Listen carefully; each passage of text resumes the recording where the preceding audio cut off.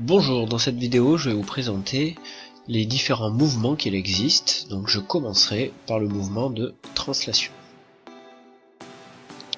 Alors ici on a trois cas différents et à première vue on va chercher à déterminer qu'est-ce qui est un mouvement de translation. Donc dans le cas numéro 1 ça paraît évident. Par contre le cas numéro 2, oula, c'est plutôt en physique on verrait ça comme mouvement circulaire. Et le cas numéro 3, translation, bah, pas sûr. Donc allons voir tout ça. Donc la définition dit qu'un solide en translation, c'est n'importe quel point qui relie deux points du solide reste parallèle à sa position initiale au cours du mouvement. Je m'explique, on a un point A, un point B qu'on prend sur le solide, on trace le bipoint, c'est-à-dire le segment qui va de A vers B, et je suis en translation si au cours du mouvement le bipoint AB reste parallèle à lui-même, ce qui est bien le cas ici.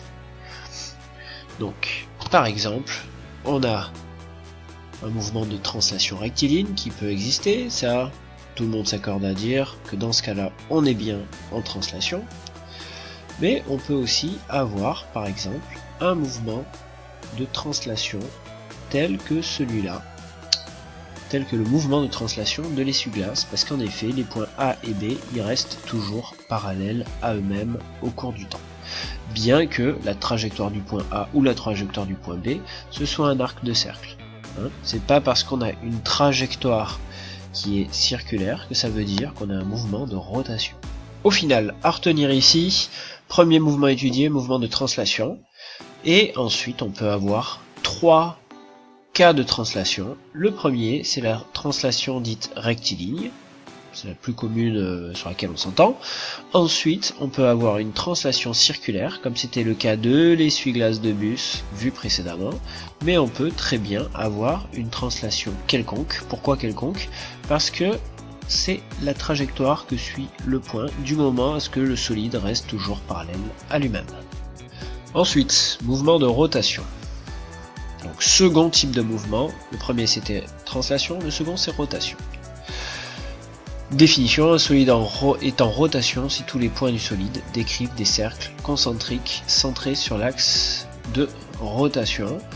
Et donc je peux prendre le point A, le point B, le point C, le point D, le point E, tous sont des cercles, à l'exception bien sûr du point A qui est situé au centre de rotation, donc celui-ci ne bouge pas.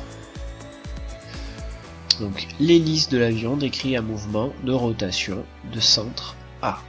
Donc lorsque l'on va parler de mouvement, lorsqu'on va chercher à définir le mouvement, si c'est un mouvement de rotation, il faut définir le centre de rotation, et si on a un repère, par exemple s'il y avait un X horizontal et un Y vertical, à ce moment-là on aurait ajouté mouvement de rotation de centre A et d'axe Z, la perpendiculaire au plan.